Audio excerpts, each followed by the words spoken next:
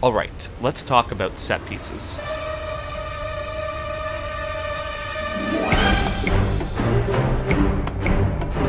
Now if you're a diehard action fan like I am, then you'll share my appreciation for a well-constructed set piece. A scene that blends flawless choreography with nail-biting tension. In terms of modern set pieces, I can't think of a single franchise that does them better than the team behind the Mission Impossible films. This is a franchise that has been built around the insanity of their stunts, and the dedication of the leading man who does them. Even with the first film giving us one of the most iconic film stunts, the franchise has still managed to up their game with each installment. The best set piece from the franchise's catalog can be found in the latest installment, Rogue Nation. Now, Rogue Nation is a beast when it comes to its action sequences, with Tom Cruise doing the most dangerous work of his entire career. And while all of these are thrilling set pieces, the film's highlight is its opera sequence that arrives towards the end of Act 1. Ethan Hunt's mission, should he choose to accept it, is to intercept and incapacitate the hitman who captured him at the start of the film, as well as protect the Chancellor of Austria who is attending a performance of Turandot. He'll be assisted by the loyal tech guru Benji, but besides that, he is on his own. Now, a theater is a very large place, especially when looking for a specific target. You have the stage, the auditorium, backstage, catwalks, control booths. All of these parts play a crucial role in the sequence, and so the spatial awareness of all these areas and how our cast interacts with them is highly important. The name of the game here is geography, knowing where our characters are and where they are in relation to each other at all times. We can see this as we watch our key characters enter the opera house. Here, we follow Benji as he passes the Chancellor and acknowledges him as the target. We then shift focus to one of the hitmen who also identifies his target, and then we cut to Ethan's perspective, who is watching the Chancellor from above. Not only do we establish where all these characters are, but we do so in relation to the Chancellor, who is the focal point of the set piece. From here, the film does some more setting up, showing our characters getting into position, as well as some locations and props that will be important later on. We also introduce two new characters to the scene, a mysterious tall figure that seems to fit the description of Ethan's target, as well as Ilsa Faust, who works as the film's wildcard. An important thing to note is that Ethan once again watches the Chancellor from above, not only to observe the audience, but to solidify the Chancellor's position for the rest of the set piece. From here, we move backstage, as Ethan pursues the hitman to the sets and props we established beforehand. Now, before these characters collide, the film introduces its last important element, the orchestral performance of Nessun Dorma.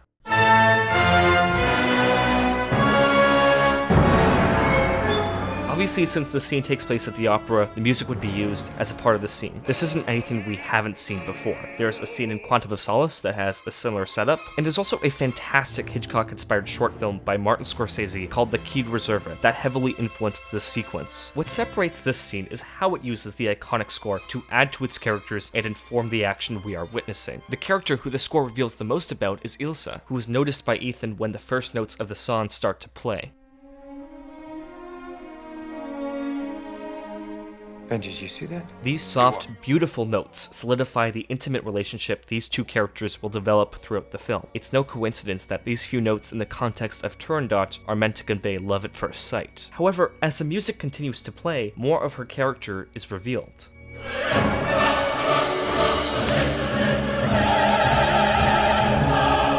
The roaring crashes of the cymbals on the choir confirm that for this play, she's an obstacle for Ethan to overcome. Another interesting aspect about the score is how music is used as a weapon. This is true in a literal sense, with one of the hitmen using a sniper rifle disguised as an alto flute. But this is also apparent in the editing. For example, when both of these characters assemble their guns, it is edited in a way to be synced up to the music.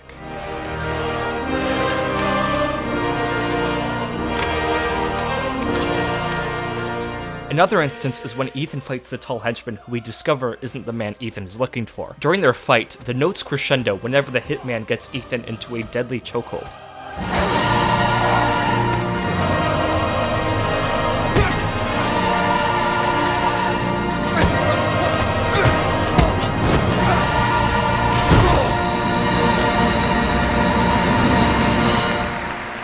Now obviously this is an aesthetic choice to make these moments badass and give them a momentum, but it also foreshadows the climax of the sequence, where the timing of the weapons are directly linked to the timing of the music. Mcquarrie confirms this with his insert shot of Ilsa's music sheet, with a red circle around the song's climax. Not only does this set up the sequence's final moments, but it creates a visual vocabulary that the sequence can use. Since we've established that the note equals death, the sequence can refer back to this image to rank up the tension, like when the orchestra gets to the final page, or right before the final note. The same approach can also be seen in two of the props used during the fight scene. Back when the scene was still establishing geography, there was an emphasis on the control booth sliders controlling the catwalk, as well as this dragon statue. Once the fight starts, both of these visual references come back into the mix. First, there's this moment with Benji, associated hitting the machine with the catwalk rising. And second, there's this shot framing the action through the perspective of the dragon statue. Both of these shots get paid off in this set piece, with the catwalk being used to escalate the action, and the dragon view being used to show the hitman being killed. Now these visual motifs are there so that we can process this information much faster. Take a look at this final shot of the music sheet that lasts only 26 frames, or the henchman falling to his death, which lasts 15. The film sets up this vocabulary beforehand so that these moments can land with maximum impact later on. This is also why the geography of the scene is so important and why it is so intertwined with the action going on. What's amazing is that the geography of the scene never gets in the way of the action choreography. In fact, they enhance each other. I particularly like this moment, where the movement of the light bulb informs Ethan on the whereabouts of the third hitman. Ethan then uses this movement to deliver the finishing blow on the hitman he's currently facing. Even in the sequence's final moments, it still finds the time to establish geography, using the laser sight to identify the third henchman's position, as well as using the sniper scope and window frame to identify Ilsa's. With Ethan, each shot connecting him to another character either contains him in the foreground or has the movement of the shot match the movement of his close-ups. While a nice wide shot would establish the geography just fine, having the geography assembled through perspective shots lets us take part in the scene and solve it just like Ethan. There are many reasons why the geography and visual motifs of the scene are so important, but the reason why the film takes so much time establishing them is because of this.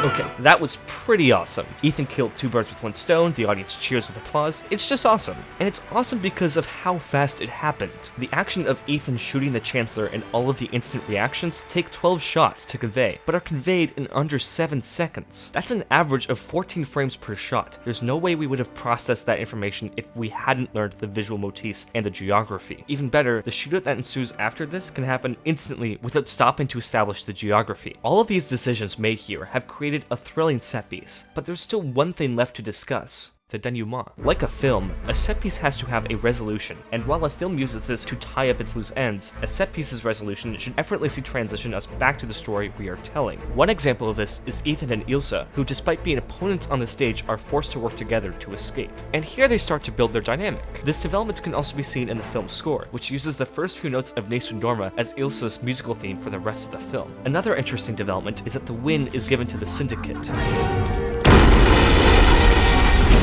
Despite all of the efforts Ethan went through, the Syndicate still manages to kill the Chancellor with the push of a button. Not only is this used to advance the plot, but it also makes the Syndicate all the more intimidating, making Ethan's mission that we've invested so much into a failure. There is so much more in the set piece to talk about, like the fantastic stunt work and the comedic timing of Cruz, but what truly elevates this sequence is the presentation, the use of music and geography to elevate an already fantastic set piece. I think this shows that character arcs, dangerous stunts, and suspenseful filmmaking can all work together and turn a great set piece into something dramatic. And if you want drama,